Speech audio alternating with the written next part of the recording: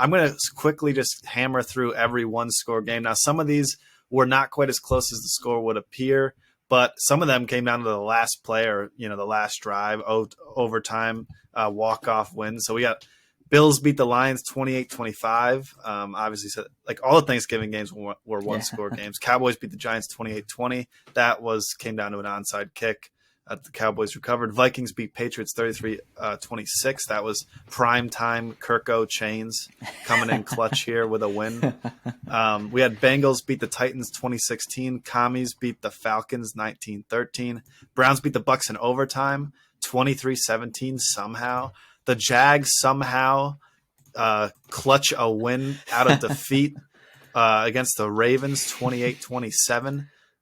Justin Tucker could not hit a 67-yarder to win that game with 14 seconds left. Raiders beat the Seahawks and just destroy my dreams. In overtime, I will say. Yes, in overtime. I will say it wasn't overtime, but yes. Absolutely. Yeah. I'll have plenty to say about this as the Seattle Seahawks continue to disappoint me after I've picked them to go to the Super Bowl. Chargers beat the Cardinals 25-24. Eagles beat the Packers 40-33.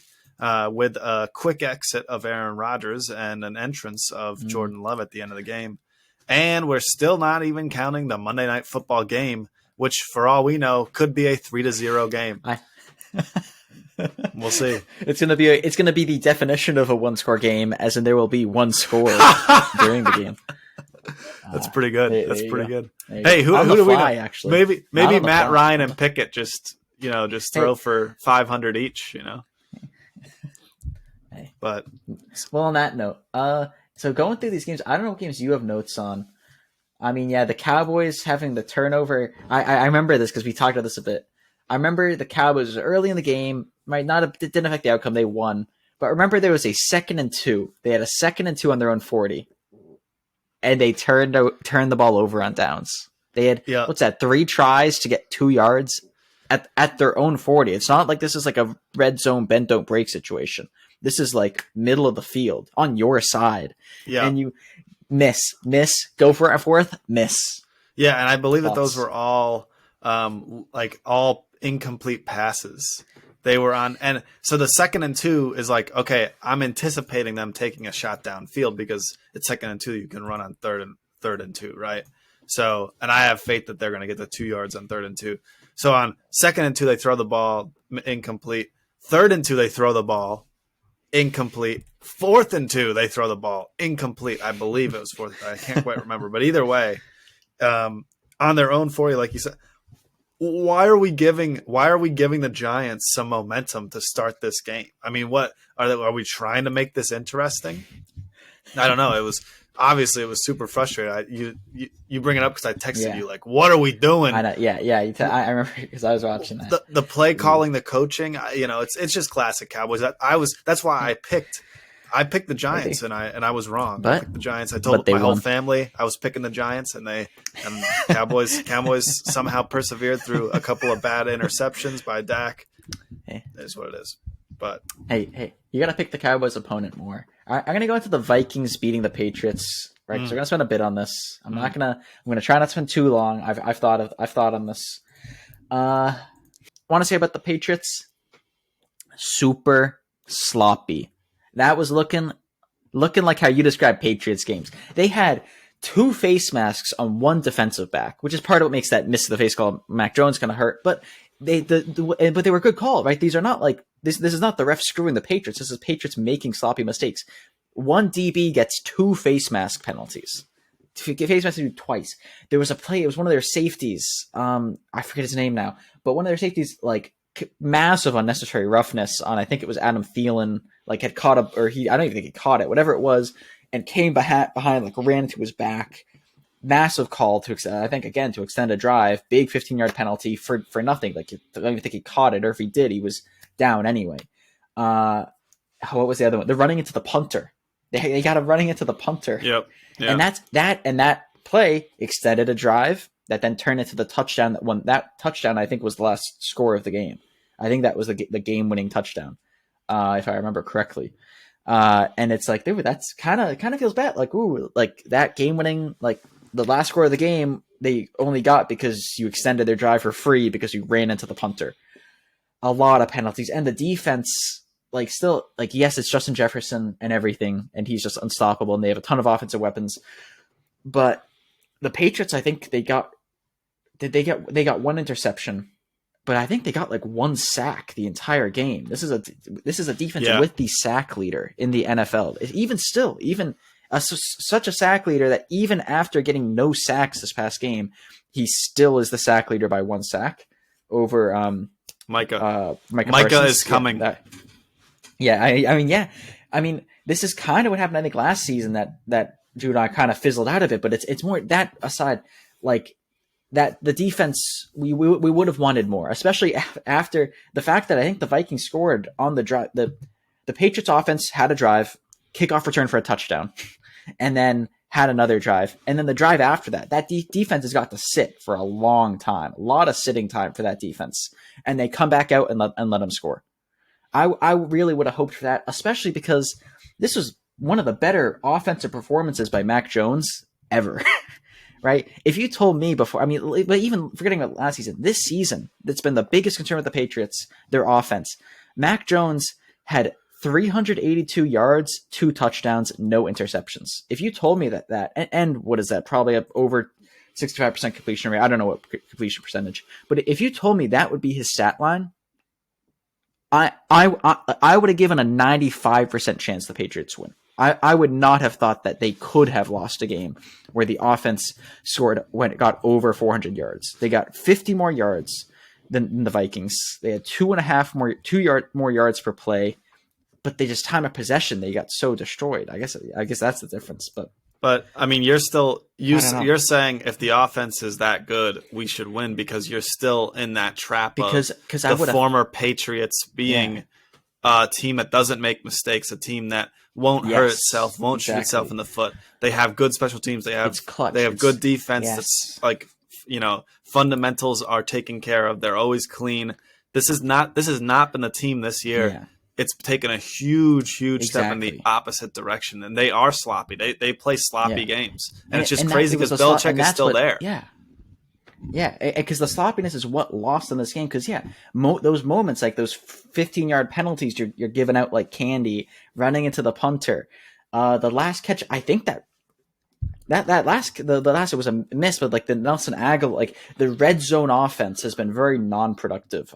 There's a stat somewhere, but their red zone efficiency that game was not good. Right, they got touchdowns. Right, Mac Jones threw for 2 touchdowns, but their other touchdowns, I think, were long. I think those touchdowns were like long ball. Like something about they were not very good in the red zone. Yeah. I think at the end, Nelson Aguilar kind of, if I remember right, I think he kind of gave up on the route. I forget, it was like a go route or something. It was something weird. I don't know. That's enough on the Patriots. I just wanted to say that the offense looked very good, which is something that's not happened all season. So that's good for them. And for the Vikings, I mean, it's a good win, right? Like you won a game against a team that's been looking pretty good. Scored a lot of points, did not let many sacks happen. All of that on a team that you would not have thought would have been like that. So yeah, I think good for them as well. I want to address the Seattle Seahawks loss to the Raiders. Yes. Listen, I took Seattle to go to the Super Bowl here, but they lost to the Saints. All right, they dropped one of the Falcons. They have now lost to the Raiders. And the thing is, it's because this game, Geno is turning the ball over. We got 2 interceptions. One looked to me possibly like the receiver ran the wrong route, but it's hard to know. And a fumble on the read option. Between the running back and him, whoever's fault it is, whatever, I'm going to put it on Geno. A fumble. And you're going to lose these games turning the ball over that much. Regardless, Geno still played good. I mean, he dropped a dime to Lockett for a TD. I mean, I'm talking – it's just unbelievable how Geno has been a backup for as long as he has been. Yeah. I don't know if it's – you're telling me he's 10 years in, he got this good. He is a solid starting QB. Yeah. And he's above average this year playing with the Seattle team. But, yeah, no. If they're going to turn the ball over that much, they will lose. They will, and they're now bounced out of the playoffs. The 2 saving graces I have for this game is they bounced out of the playoffs so Washington could jump in. Okay, which means that currently the NFC East holds all the playoffs wild card spots. The entire NFC beast is in the playoffs, and really, I think that they can. There's nothing stopping them, like in terms of scenario wise, for them to like they could all get in because Washington is 2 games over 500 right now. Their records are absolutely crazy, and they're the worst in the division. And they beat the Eagles. But They beat the Eagles. Yeah, so, one thing with the Seahawks, I like this. Seahawks are a bottom 5 scoring defense. They are the 5th worst scoring defense. That is, I think, one thing, one issue that they have right there. But yeah, and they gave up massive yards on the ground. They couldn't stop the run. Yeah. The thing I see here is that they give Raiders a win, so that the Raiders can move back in the draft position. And the Broncos can move up in draft possession. Seahawks then have the Broncos pick. And so really this is win or lose, Seattle is winning. This is advanced. This was an advanced tanking maneuver right here. You don't understand tanking like this. No, right. You improve your pick. This is a game you want to lose because you improve your own pick by losing. And you improve the Broncos pick by losing because you lose to the like you lose to a team. I don't know. It's genius, really. A team they're competing for top picks. Yeah. So I think other than I'll say just quickly, Jacoby Brissett, just because this is his last week as a starter. Like with Mr. Watson coming in, and I just want to say, I think he did very well as a starter. The fact that team won 3 or 4 games, generally I think they were a relatively high scoring offense actually. If I could find, if wherever my stat is, they were relatively high scoring. I think it was more just like, I don't know, like he did pretty well, pretty top tier backup, I would say, or bottom tier starter, that sort of range. Yeah. Yeah. And they were in a lot of games that they lost. It really wasn't. That's true too. Yeah. It wasn't like they got embarrassed with Brissett. I agree with that. Yeah. I was just tipping my hat to him. Got to beat Brady in overtime. Yeah, must be nice. That's all. Was just tipping my hat to him. Got to talk a bit about the Browns. Of course. I want to talk a bit about the Jags Ravens game. This is because I didn't see the end of this game. Yeah, the Ravens just find ways to lose games. The game ended. Okay, the game ended, let's see, 28-27. It was 19-10 with 6 minutes left in the fourth quarter. This game did not go to overtime. The Ravens were up 9 with 6 minutes in the quarter. Basically, the Jags score a TD. The Ravens get the ball back. They immediately fumble the ball.